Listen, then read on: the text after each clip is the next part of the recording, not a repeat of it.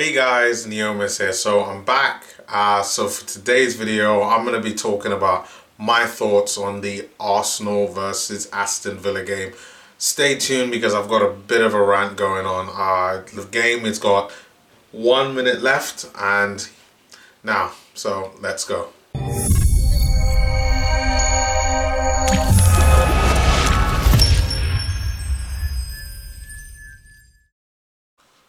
So virtually at the end of this game, this Arsenal-Aston Villa game, we literally have seconds left. Game's not officially over. It's 3-2 at the moment. And I mean, it has been a game where it has been a clusterfuck of mistakes from not just the players, the manager. Twitter has gone absolutely bonkers. It's Emery out. It's Granit Xhaka is trending on Twitter. Emery out is trending. Like, Arsenal fans have had enough. I haven't reached that point with Emery yet where I'm saying he's done, but officially the game is now over and Arsenal have won the game 3-2. But let's talk about some of the, first of all, the bad parts. I just have to get the bad ones out the way. Unai Emery, I get it. I get the way that you want to play, but please can you stop trying to shoehorn Granit Xhaka into this side? You cannot play Granit Xhaka and Guendouzi in a midfield too. There is no pace. There is no defensive mindset within that midfield. There is no athleticism in that midfield. Both players struggle to get around that midfield enough to be able to try to cover any issues that are happening or any of the attacking players that are coming. And if those players do not do their job in terms of like tracking back, which is what happened for the first goal, because it was Guendouzi's fault. He didn't track back, which allowed Aston Villa to go up and create the chance in order to score. It's just, it's not good enough. Like, get the midfield balance right. I've said this time and time again. Lucas Torreira should be starting. For me, Joe Willock should be starting. Like, as part of a 4-3-3, and then you are free to choose whoever you want. You could choose Xhaka, you can choose Guendouzi, you could even choose Ceballos or Ozil. Personally, I prefer Dani Ceballos just because he gives you that little bit more, and he can play in a number 10 as well as a number 8, and Willock can play as a number 10 and as a number 8. So lots of flexibility there in that midfield. But he has to get that right first and foremost. Our defense was getting exposed every single time, and I'm really getting tired of it. I really am. I mean, where else do I even get started? Maitland-Niles, what are you doing? Like, no. I'm tired. No, I know he got injured in the game, got sent off as well, so he's gonna miss the next game against Manchester United, and his replacement, Callum Chambers, I thought did really well for what was the situation, and he also managed to score a goal to bring us back to 2-2. So I'll talk about Callum Chambers later, but Maitland-Niles, I'm tired of seeing him at right back. He's done at right back. I would rather have Mustafi play as a right back or even a backup right back. I'm done. He's finished at right back. Then you still got the same problems defensively with the likes of Socrates and David Luiz. Overall, they were shaky. Is probably the best way to describe them. Like, they just weren't. I never could really trust them, and that's the thing with them too. And that still hasn't changed. Kolasinac, okay, he did all right. Again, nothing really where I'm like, I completely, unequivocally, 100%, I trust you. Then up front you had Saka, Pepe and Aubameyang. Saka, you know, he had a pretty okay game in the first half, but that Maitland-Niles sending off like completely messed up his debut, and it's unfortunate. And I think we really need to see him in a full 90 minutes or at least more than 60 minutes to where we can see what he can do in the Premier League, because I'm still not sure what he could do in the Premier League. I think he's very talented and he does deserve to get a better shout out in the game. Now, enough of the rants. Let's talk about all the good stuff, all the good things. First of all, and this, like, when I do these reviews, I like to talk about like my top 3 to 5 players, and for me, the best one out of them, I would have to say, was Callum Chambers. Callum Chambers in midweek played very well against Eintracht Frankfurt, had a really solid game, did very well.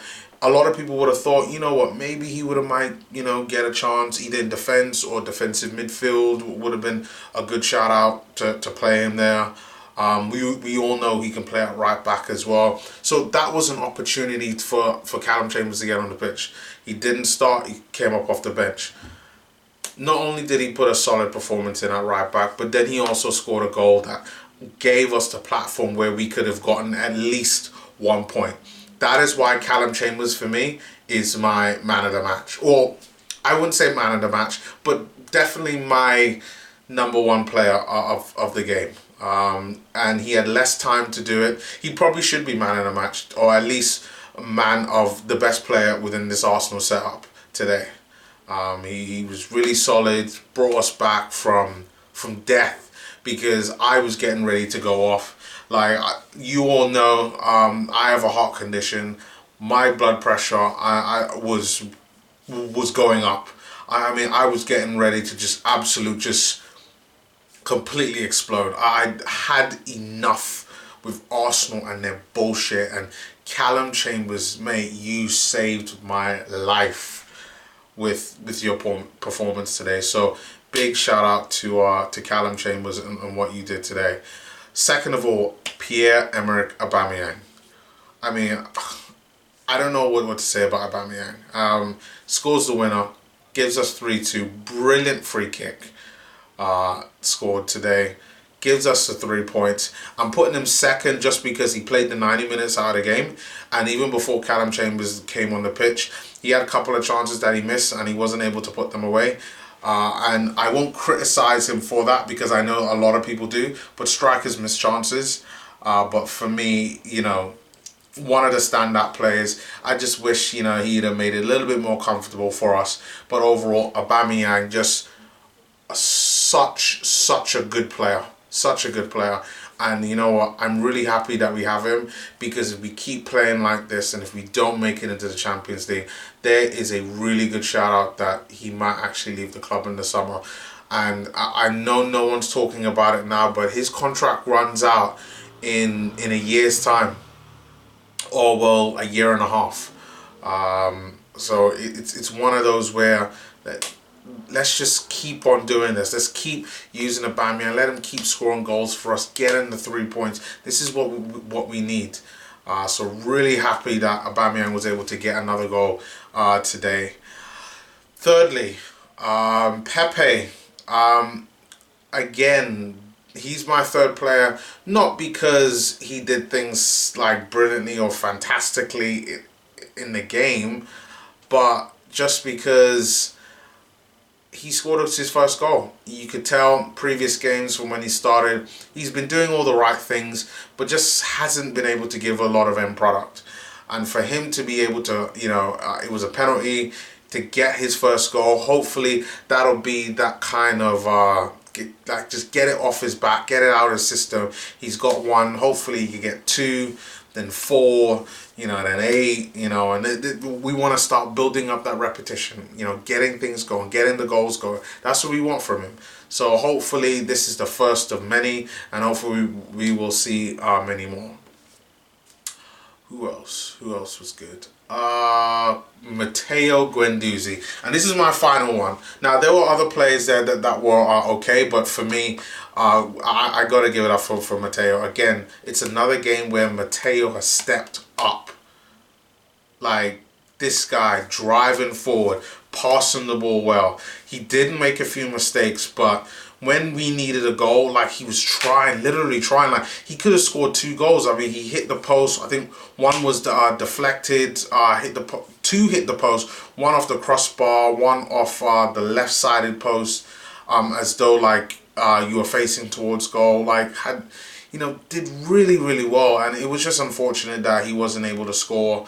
And I believe he was also the one that helped give the penalty to Pepe, who managed to convert the chance. But a really good game from Matteo, again showing how good of a player that he is, showing why France, brought him into the side and called him up last week or a couple weeks back. And I still want to see him progress. But I am all for that, but it's just about getting the balance right in midfield. Xhaka, I do not want to see anymore. Like, you cannot keep playing him with other players that are similar to him.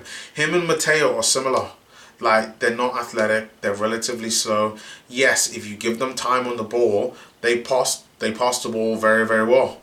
This is why in midweek, Granit Xhaka did well against Eintracht Frankfurt, because they didn't have the pace and the physical athleticism within their midfield to be able to slow down Xhaka or put pressure on Xhaka.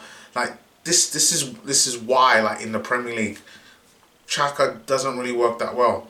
He, for me, only works if we play like 3 central midfield players where they're all working together to try to link the defense and the attack. It's the only way it works. The only way it works. And within that, you need at least one defensive midfielder, which has to be Lucas Torreira or Callum Chambers. It just has to be. That's how it has to work. But those are like my top 4 players for this game. Callum Chambers first, Pierre, Emerick, Aubameyang second, Nicolas Pepe third, and Matteo Guendouzi fourth. Leave your comments below on if you agree with this or if you think somebody else, maybe even the order that I have it in. Leave your comments below. Really love to get your opinions about it. I definitely, I know I haven't been uploading regularly, but these past 2 weeks have been hectic with work and traveling and doing all sorts of things. But leave your comments below. Let's kind of get a discussion going. And yeah, I will see you guys next time. Peace.